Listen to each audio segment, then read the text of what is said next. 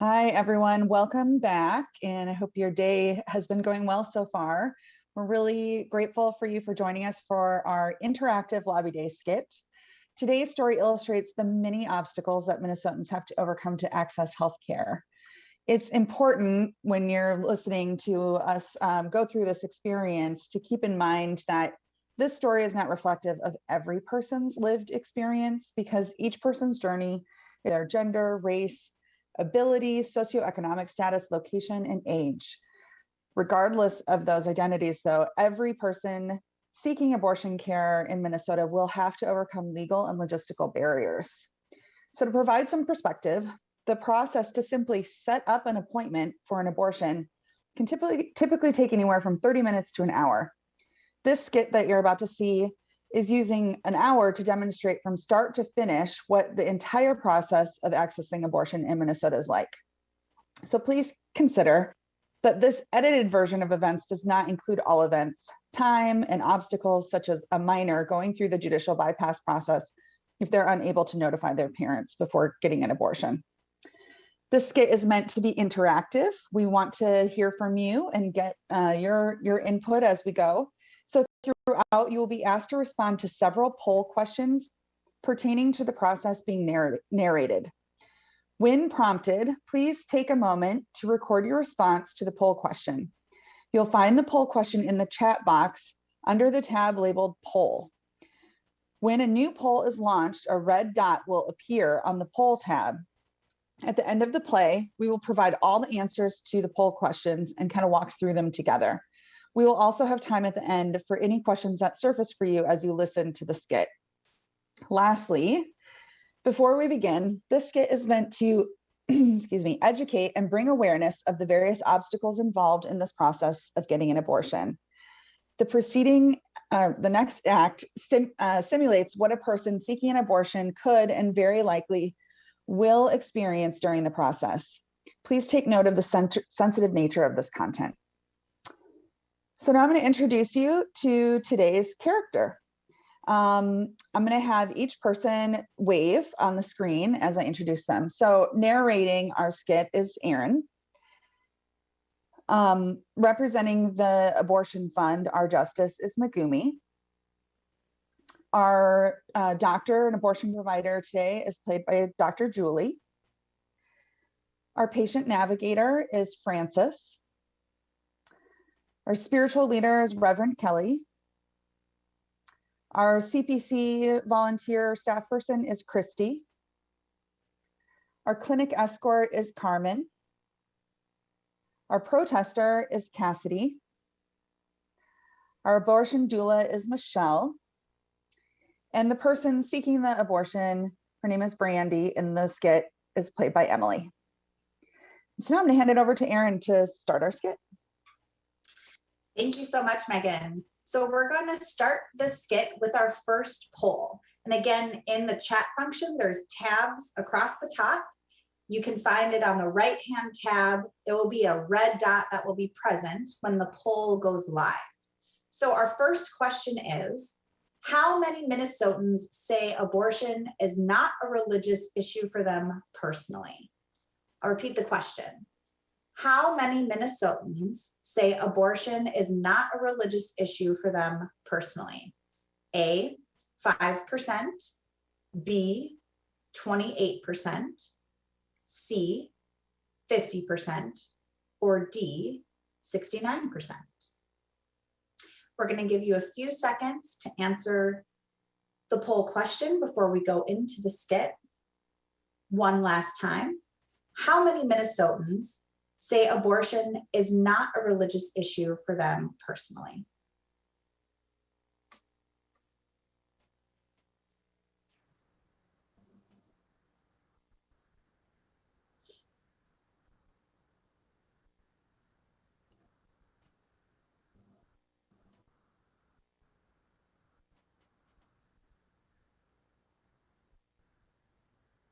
Okay. We're going to wrap up the poll. We'll leave it open for a little while, but we are going to get started with our skit.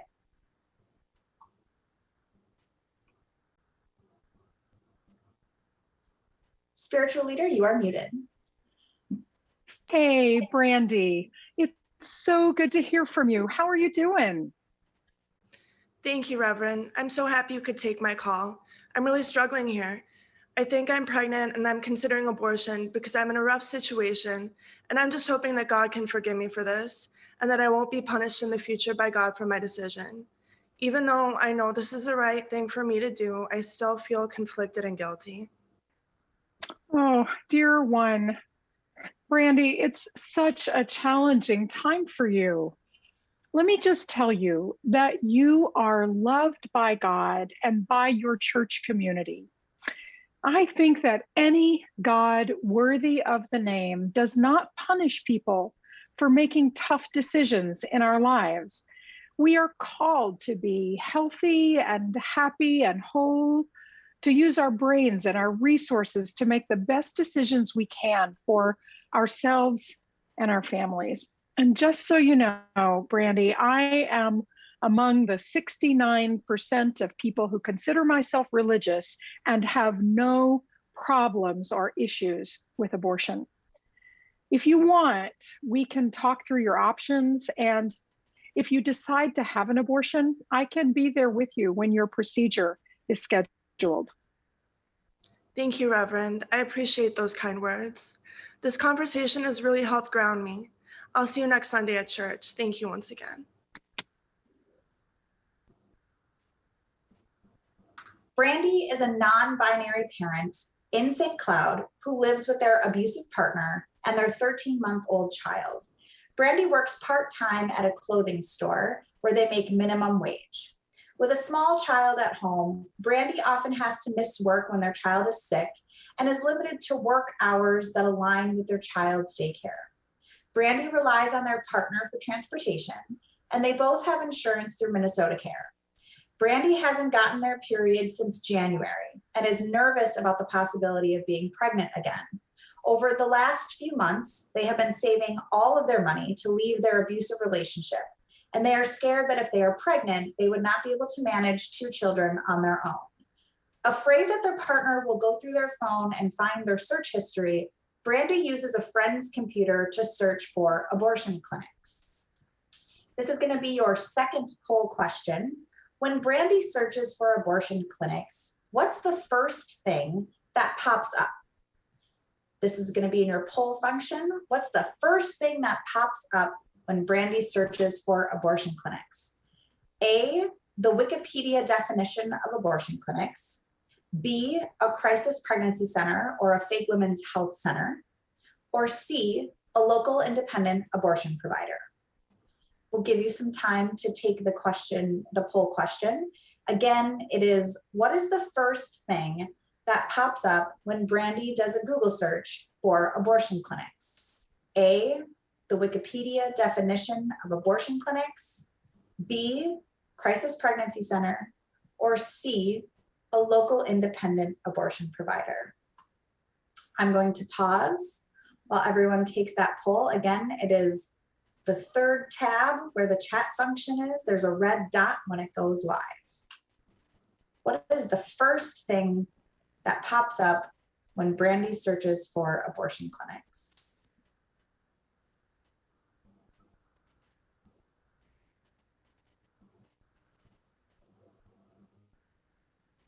I'll pause for just a second while folks take that poll.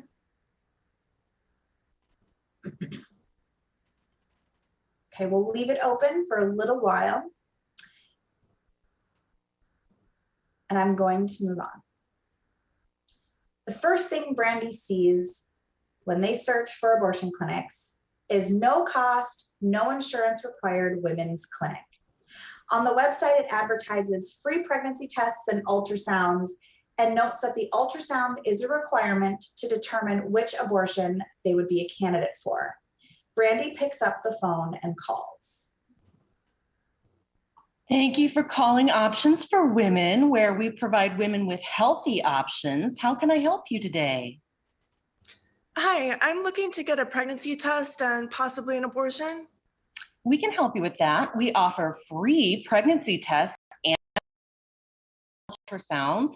I can set up an appointment for you. Okay, that sounds good. If I'm pregnant, can I get my abortion today? It's important that you have an ultrasound to confirm how many weeks your baby is. We need you to come in for that. It's not advisable to have an abortion without the ultrasound. Also, the state of Minnesota requires that you have counseling done at least 24 hours prior to an abortion, and we provide counseling at our clinic. So this will give you time to consider what impacts abortion may have on your baby and your mental health. To get to the appointment, Brandy ends up spending the little money they have on a babysitter and an Uber. They don't want their partner to become suspicious of why they might need to borrow the car. When Brandy gets to the appointment, the person at the front desk is dressed in scrubs and has Brandy fill out all of their information, their date of birth, their medical history, their mental health history, the last four of their social security number. This person then takes Brandy back for a pregnancy test and performs an ultrasound.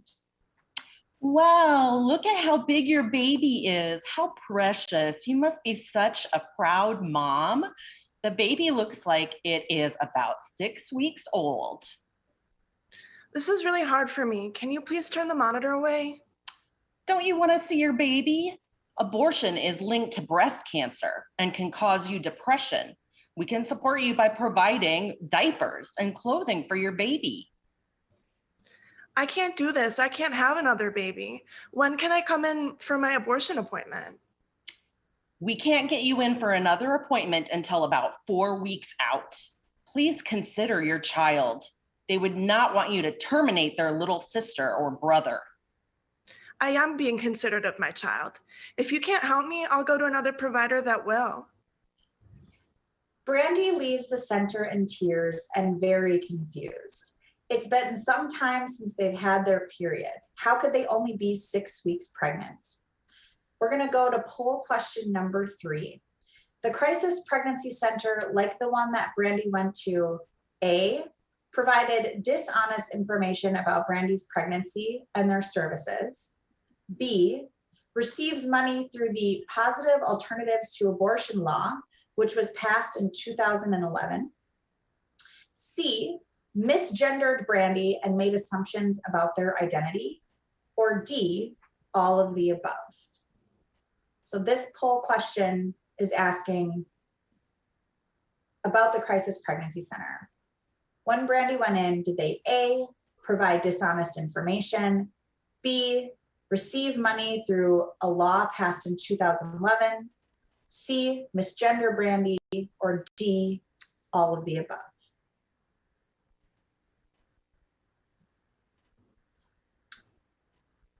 I see very smart people are voting in the poll.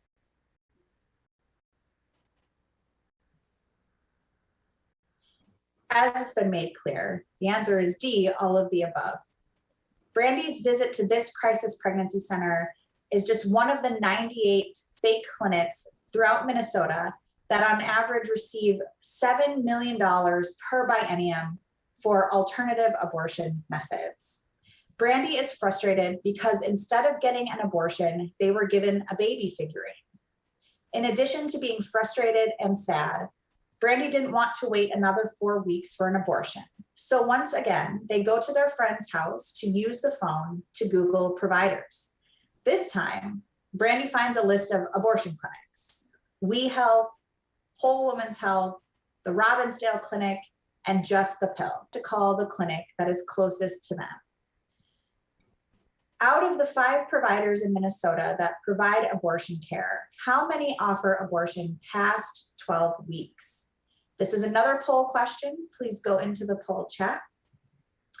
Is the answer A, 3 out of 5 providers, B, 2 out of 5 providers, C, 1 out of 5 providers, or D, 5 out of 5 providers? Of the 5 providers in Minnesota, how many offer abortions past 12 weeks? Please take the poll. It'll go live in a second.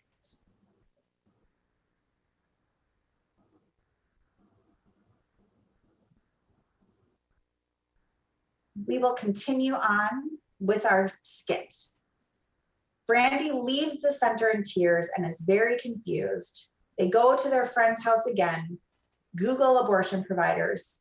Brandy sees a list of abortion clinics and calls the one that is closest to them. Thank you for calling the abortion clinic. My name is Frances. How can I help you? Hi, my name is Brandy and I'm pregnant. I went to a clinic and they told me that I was 6 weeks, but my last period was on January 17th. Hi, Brandy. Thank you for providing this information. Based on your last menstrual period, it seems like you are between 9 to 10 weeks into your pregnancy. Do you mind if I ask which clinic you were seen at? Yeah, I was seen at Options for Women, you know, the one right next door to your clinic. Oh, no, I'm so sorry, Brandy. That is not a clinic. That is a crisis pregnancy center, and they typically try to shame and judge people out of choosing abortion. They also try to confuse people. That's why they're set up so close to our clinic. I'm guessing that they never discussed with you that they were not an abortion clinic, right? No, they didn't tell me they weren't an abortion clinic. In fact, they told me to come back in 4 weeks for my appointment. They were very aggressive and dismissed me when I tried to communicate my needs to them. I just want to pick up some abortion pills. This process is becoming more complicated than I imagined. Randy, I'm so sorry you had to go through that experience. Typically, crisis pregnancy centers like theirs do not have medically trained professionals. So it's best that we get you in to see our doctor, our provider, Dr. Julie. I'll get you all the information that you need. And if you have any questions, you just let me know. Okay, Frances, before you set me up with an appointment, can I ask how much the appointment is going to be and when I can get in? Of course you can. If you were to come in next week, based on your last period, you will be between 10 to 11 weeks. I'm glad you gave us a call because one more week out and we would have to refer you out to one of the 3 places in Minnesota that does second trimester abortion care. And they're booking out anywhere between 3 to 4 weeks. At your current gestation, the appointment will cost about $400. Oh my God, $400? I don't have that kind of money.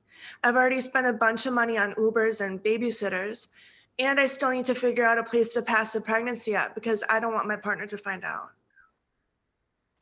I know that sounds like a large amount.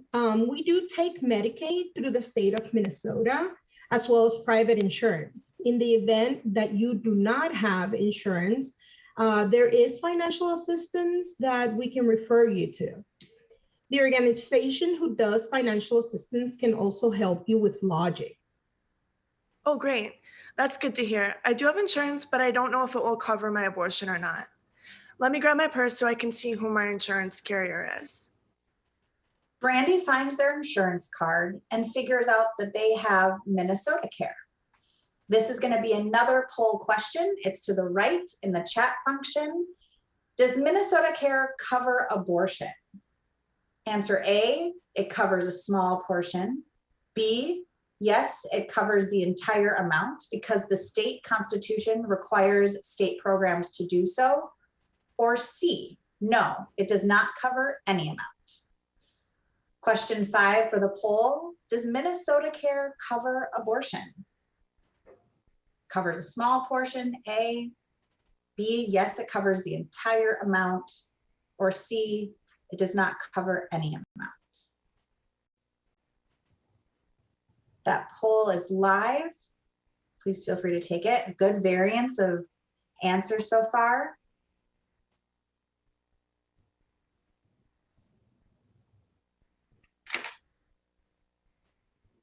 We will wait a few more seconds for folks to take the poll. Does Minnesota Care cover abortion? A, covers a small portion. B, it covers the entire amount. Or C, it does not cover any amount.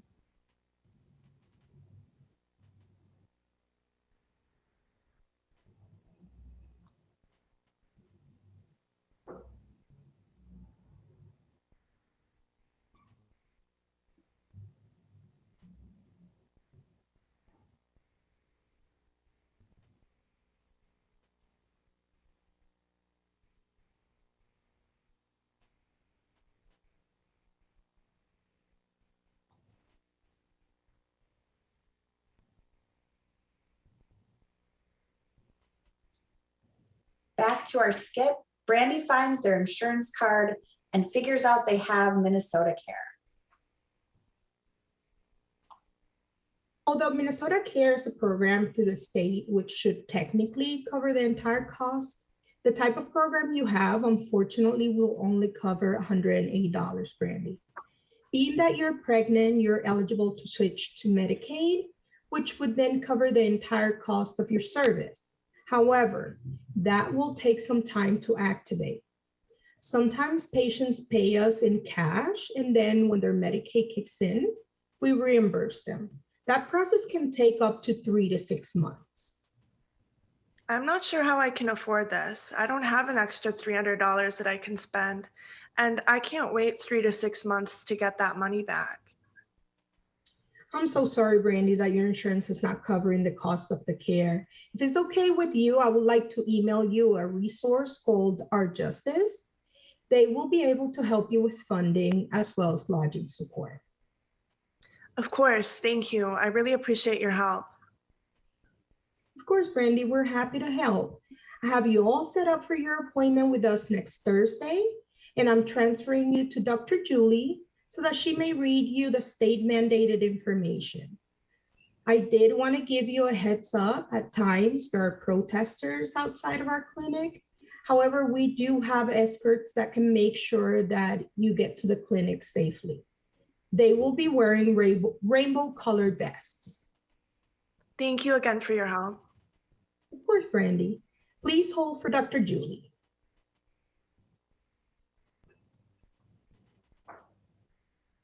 Hi, Brandy. My name is Dr. Julie, and I'm a family medicine physician. I use she, her pronouns. What pronouns do you use? Hi, I'm Brandy. I use they, them pronouns. All right, perfect, Brandy.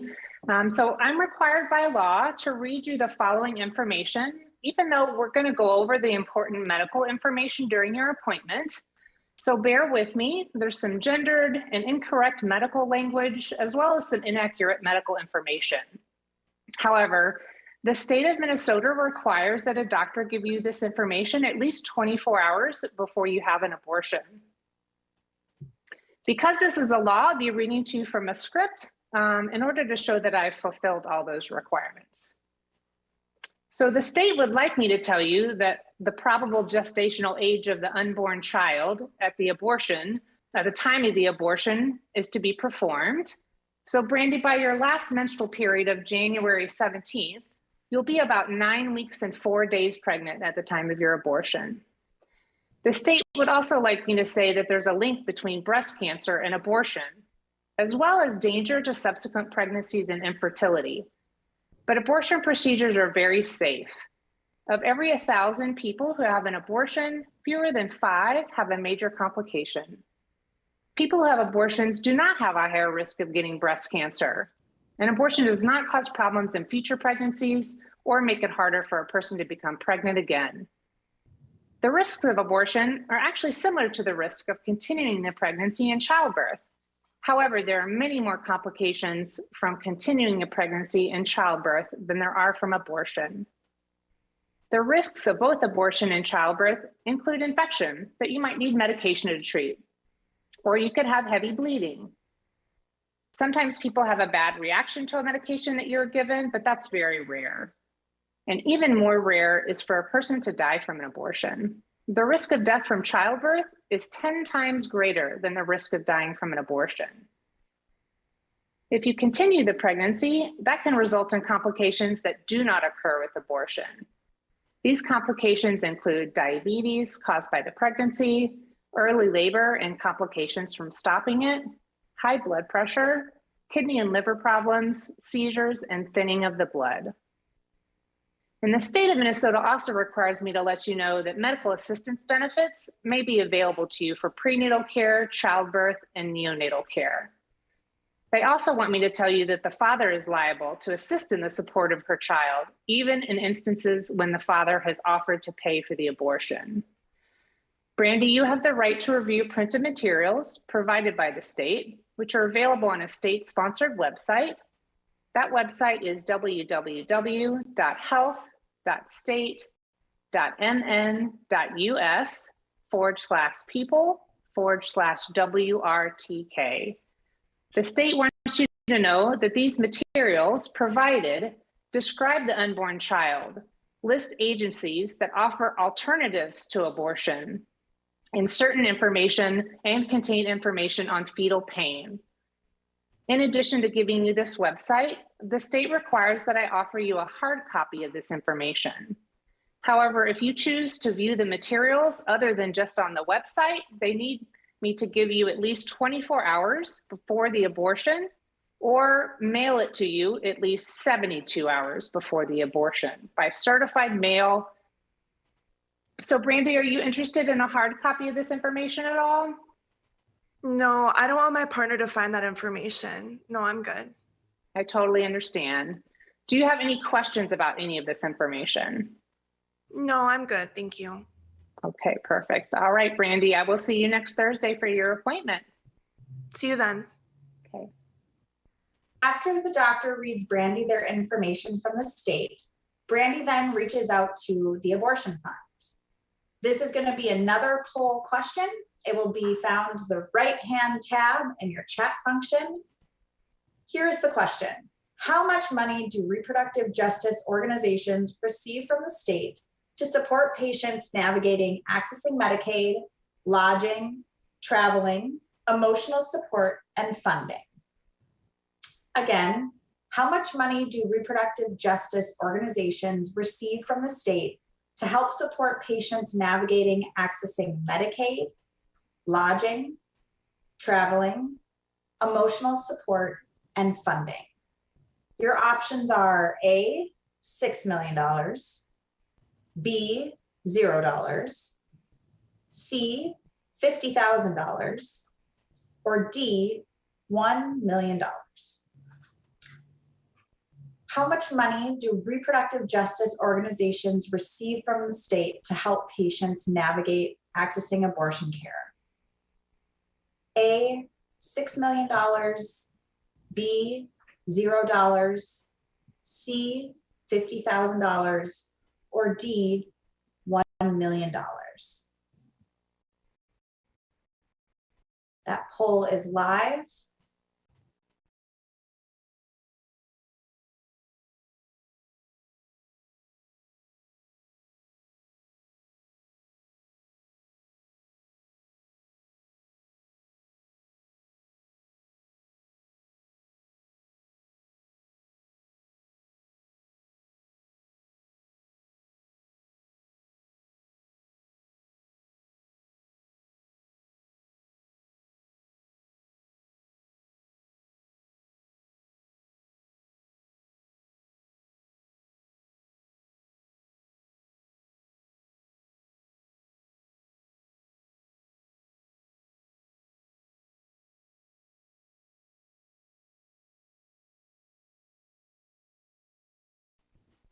Thank you for reaching out to our justice and filling out our online form. My name is Megumi. How can I help you? Hi, I'm Brandy. I hope I filled everything out right. Yes, you filled everything.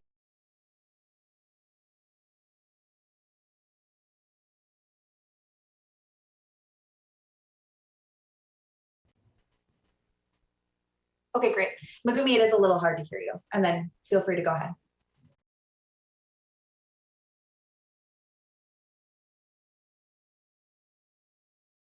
Did fill out everything perfectly. It says here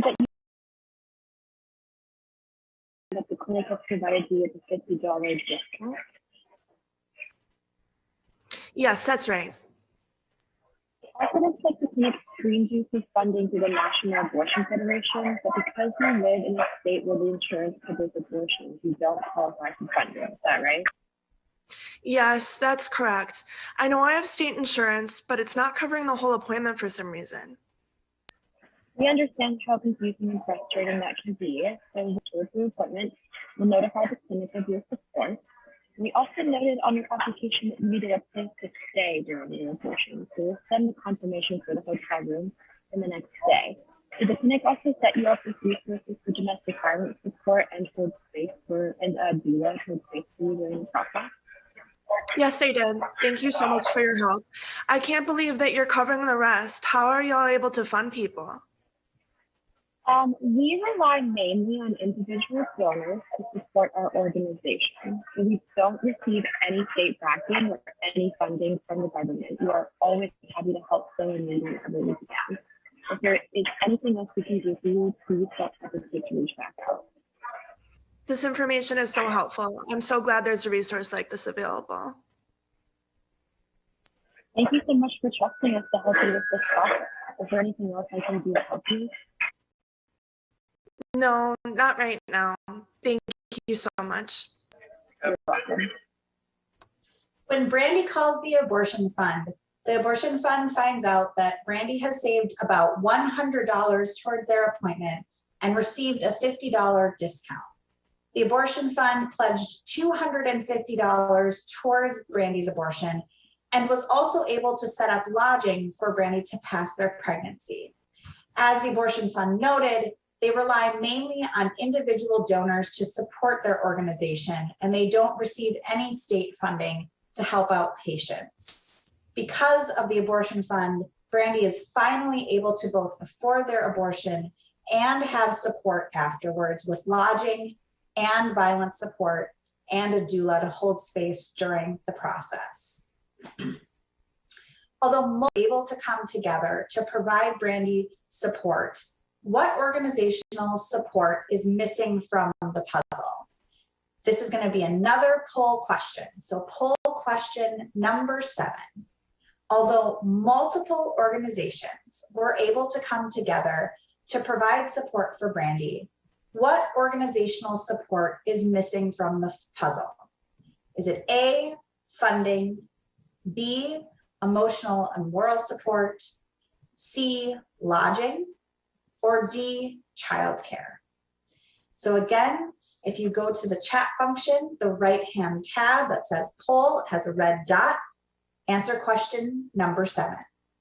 Although multiple organizations were able to come together to provide support for Brandy, what organizational support is missing from the puzzle? A, funding, B, emotional and moral support, C, lodging, or D, childcare? Take the poll now.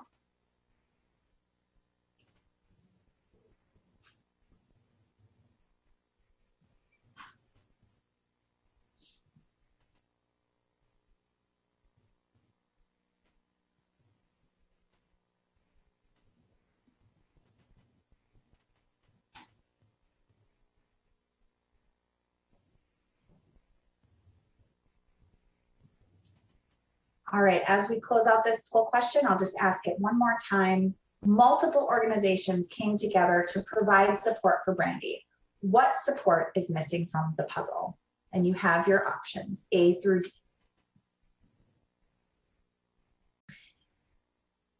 And we continue on with the skit. The day of the appointment, Brandy is able to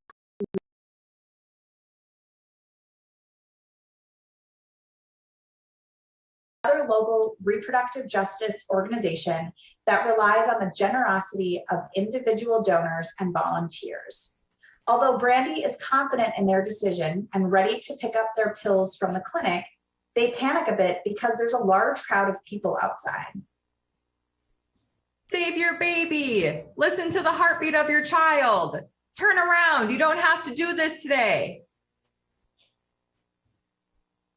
There, I noticed that you were trying to get out of your car and the protesters were harassing you. I'd be happy to walk with you from the car to the clinic. Thank you. You're one of those escorts, right? Yes, I am. All of the volunteers who have rainbow-colored vests are escorts. Think about your baby. You don't have to do this today. Look at your ultrasound. We can help you. Don't even listen to them. Don't pay them any mind. I'll walk with you, and the other volunteers will provide a buffer between us and the protesters. This is not a poll question, but I want to take a minute for everyone to think about other healthcare settings where protesters are allowed to intimidate patients and block their entrances. It is incredibly common for individuals seeking abortions to be met with protesters and harassers upon arrival of their appointment and when leaving their appointment. Brandy goes inside the clinic and meets with Dr. Julie. Brandy has an ultrasound, which Dr. Julie does not force Brandy to look at. Dr. Julie provides Brandy with informed consent and affirms Brandy's decisions throughout the appointment. Brandy takes one mifepristone pill at the clinic, and Dr. Julie sends instructions, a nurse line number, and 4 misoprostol pills. The next day, Brandy checks into the hotel and takes the 4 misoprostol pills. After an hour, Brandy begins to experience cramps, and they call the doula that they have been texting with. Hey, Brandy, it's good to hear from you. How can we provide support to you this evening? I'm nervous the cramping is coming and it feels pretty strong. That's understandable. There's a lot of changes happening right now. May I ask, on a scale of 1 to 10, 10 being most intense, how would you rate your cramps right now? I would say that they're between a 5 and a 6. Okay, that is really helpful for us to know. Have you taken any pain medications as of yet? No, I haven't. Okay. At this point, what I would recommend is that we look at the instructions that Dr. Julie left you. Let's see if there is an appropriate time to take these medications. Do you have those instructions with you? Yes, I do. Let me grab them. Okay, here it says I can take ibuprofen for the pain. Pain meds. Have you been remembering to hydrate today? I realize there's been a lot happening today, so sometimes we can forget about those little things. Staying hydrated really tends to help with cramping. No, I didn't drink a lot of water today. That's okay, Brandy. Why don't we get you a few glasses of water to have on your nightstand? Then if you have a water bottle on hand, I would recommend filling that up with some warm to hot water. And this can actually be used as a heating pad that you can put on your abdomen. Okay, that sounds like a good idea.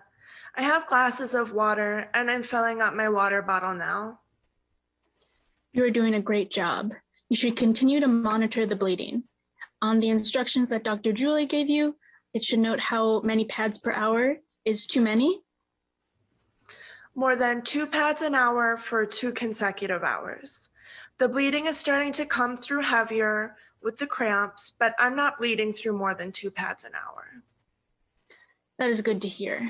Now, as Dr. Julie may have explained, everyone's body is a little different, so these symptoms may last a few hours or all night. And I'm always here on call if you need me. Don't hesitate to reach out. Would you like to do a video chat so I can go through some of those postures or potential acupressure points that may be comforting for you? No, not at this time, thank you. It's nice to know that I am not alone and that someone knows what I'm doing. I think right now I'm going to try to lay down and I'll give you a call if I need. Sure thing, Brandy. I'm here if you need me and I'll be available all night. Okay, talk to you later. Brandy ends up passing the pregnancy a few hours later. The cramps were intense, but the ibuprofen and postures that they received from the doula were helpful. It was just as Dr. Julie had told them. It would be a heavy period. Thankfully, Brandy didn't experience any nausea like they had read about. Reverend Kelly called back to check on Brandy before and after the process. As Brandy had said, it was nice to have a familiar voice to talk to. A few weeks later, Reverend Kelly sees Brandy at church. They lock eyes and Brandy mouths to Reverend Kelly, "Thank you." With their hands over her heart, Reverend Kelly nods her head and mouths, "You're welcome." Thank you so much, panelists, for participating in this skit. We have one final poll for everyone. We're wondering if you have had a similar experience to anything that you heard about in the skit today, whether that's going to a crisis pregnancy center, seeking abortion care, talking to an abortion fund. We'd love to know if you have had any similar experiences. And then if you've responded yes to the poll, we want to invite you to share your story. In the chat, we're going to put a link to a brief form for you to complete. And if you do complete it, someone will follow up with you about talking about your story and how it might be helpful in the effort to expand abortion access in Minnesota. So now we're going to walk through the answers to each of the poll questions. And as I'm doing so, feel free to think of questions you would like to ask the panelists and type them into the chat. So question number 1, abortion is not a religious issue for them personally. The correct answer is D, 69%. 71% of you chose that answer, so well done. Question number 2, what is the first thing that pops up when searching for an abortion clinic? The correct answer is a crisis pregnancy center or a fake women's health center. And 93% of you answered B, option B.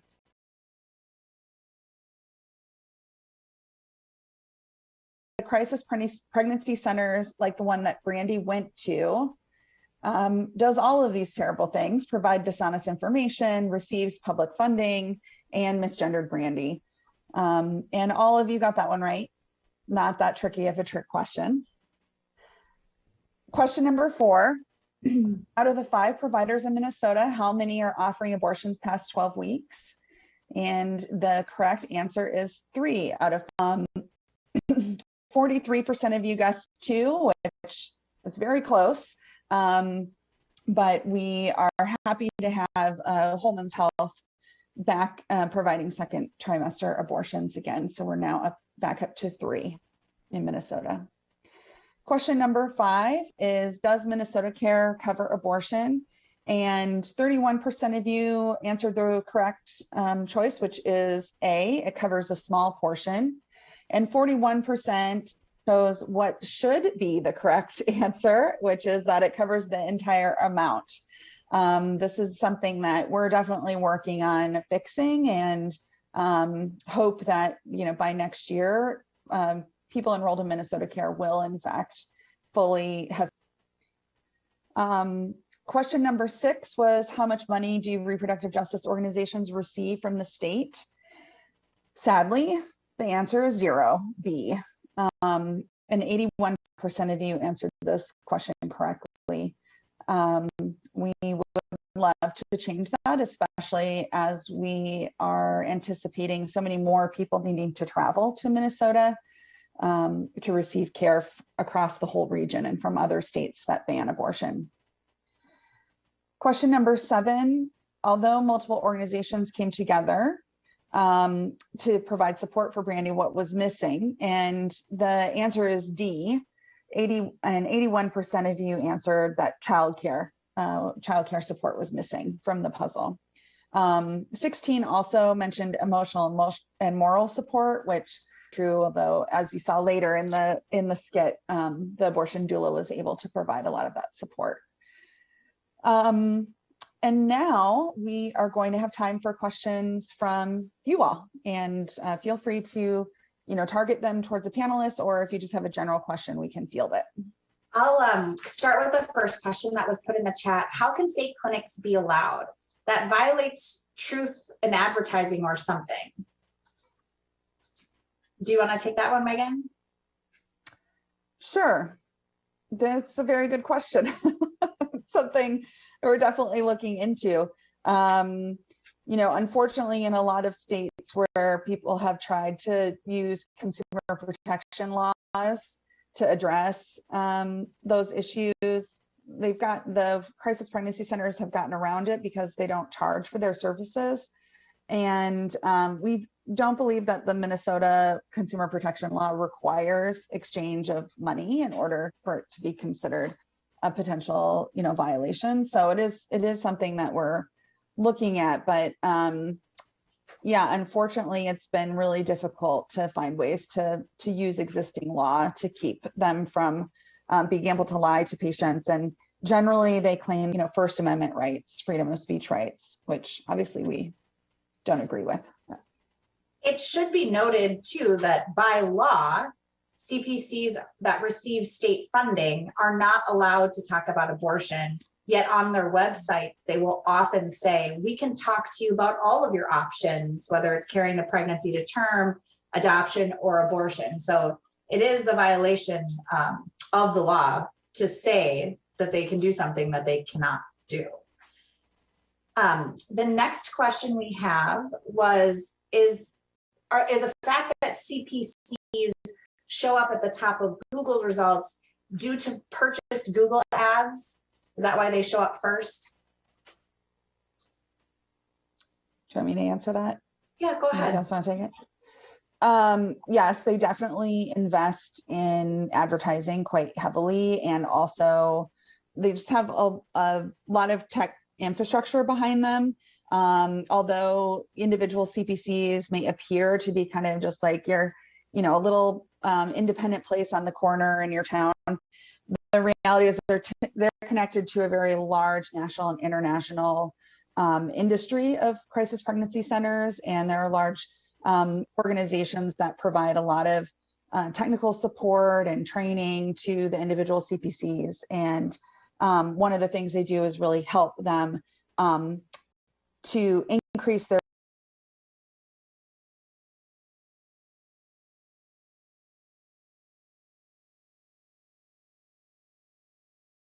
the first option that pops up. And you have to understand too, because they're not actually serving real patients and providing real medical care, they're not paying real providers or nurses or medical staff within their buildings, and so they have lots of extra money to spend on these types of things that real clinics that provide real care often don't have. Let's see, what was this question? And I'm gonna say speak slowly, because it's like really exciting for you to share. What is the reason that Minnesota Care doesn't cover the full cost of abortions? Ooh, yes. I could go on about this. It's true. So the reason Minnesota Care doesn't cover the full cost is that when the bill to establish Minnesota Care, which is a healthcare program run by the state to provide care to people who don't qualify for Medicaid, but also can't afford, private insurance, or it's not provided by their employer. There was written into the statute a ban on including coverage for abortion. However, that is in direct violation of the Doe v. Gomez decision in 1995, which says that the state can't privilege one pregnancy outcome over another if they are going to provide health care. And so what has been happening is, once people enrolled in Minnesota Care become pregnant, they're technically then eligible for Medicaid. And so the state believes they're in compliance with Doe v. Gomez because people are supposed to switch over to Medicaid. But as you learned in the skit, that is not a quick process. And it's one that actually the patient has to, not automatic or done on the back end by the state. And so the reality is that it just means that people don't actually have coverage that they're constitutionally, guaranteed. And people end up paying out of pocket for the majority of the procedure due to that kind of, logistical glitch. And so that's something we believe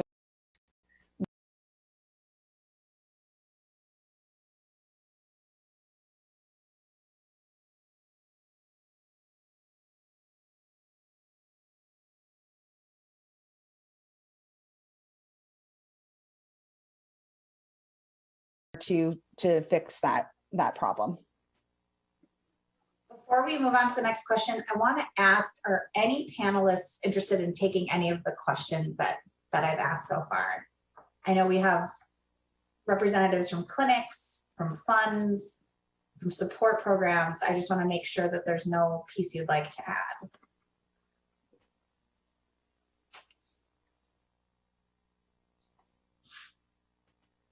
Okay, looked at everybody's faces. You know, gender justice, I see a lot of questions about crisis pregnancy centers, which is great. Gender justice was part of a study of crisis pregnancy centers in 9 states that included Minnesota. Yolanda put the link to the study in the chat, and also Unrestricted Minnesota has a personal story, someone who shared their personal story with us about their experience at a crisis pregnancy center. So the last question looks like there has to be some way to flag fake clinics legally. How can I get involved in working on this issue? Megan, you want to take that one too? Yeah, well, I mean, as Erin mentioned, Gender Justice is definitely working on crisis pregnancy centers, but so are our partners at Pro-Choice Minnesota, and a lot of the member organizations of Unrestricted Minnesota are, you know, really looking at this issue. It's particularly important as Roe v. Wade is on the verge of being overturned, and with laws like Texas's abortion ban spreading across the country, just most recently to Idaho. It really requires that those sorts of bans require civilian enforcement. And so basically you have to like know someone got an abortion or is trying to get an abortion. And we are very concerned that crisis pregnancy centers will play an even bigger role in a post-Roe, post-SB 8 style country, where there's going to be a lot who are seeking care, and crisis pregnancy centers are unfortunately very well positioned to play a surveillance role for the anti-abortion movement. So I don't have a perfect how to get involved answer other than, you know, thank you for being here. Thank you for being on the list and being a supporter of Unrestricted and the partners. And I'm sure we will have more information coming out about how to get involved on CPCs. Yes, and this dovetails really well into the question that Emma put in the chat. Emma once worked for a refugee services nonprofit, and a crisis pregnancy center reached out wanting to invite clients to their events. Is there a trend of CPCs trying to partner with mainstream nonprofits? And how can we educate nonprofit leaders about the dangers of CPCs? There is a trend. What they do, they will often present themselves as like, we just provide onesies or diapers, and we're just a lovely little community organization, when in fact, nothing is free at these organizations. There's often time commitments, ideologically based requirements for counseling or learning, parenting classes, abstinence-based sex education, even if it's even in response to an increase in STIs. So I will have Yolanda put the link in the chat, but we have a summary of what CPCs do and don't do and how it is harmful. And so I would really encourage folks to capture that, that document and have it and share it with whomever you can, because it does require us to do some and kind of peel back the curtain on what CPCs are really doing. Go ahead, Carmen. Yep, I just wanted to add a few things. If you're on or near a college campus, you'll often find the CPCs are nearby. So an easy thing to do is just educate your friends about which ones they are, and then the good clinics that actually will help them. You can also talk to your campus health center and see if they are willing to put any info out. But mostly education is a huge way to break these barriers down, especially for people who are on or near campus. Yes, and they're also often named something very similar to real abortion clinics to make it just extra confusing. So we are right at time. Look at this tight ship we're running here at Unrestricted Minnesota for Lobby Day. The next event is our keynote speech and Reproductive Freedom Caucus panel address. That starts at 1 o'clock. So you have an hour to eat, shake it out, take a walk, I don't know, take a nap if you're a cat napper. I envy you. And we will see you all back at the main stage at 1 o'clock for our keynote address. Thank you so much, everybody.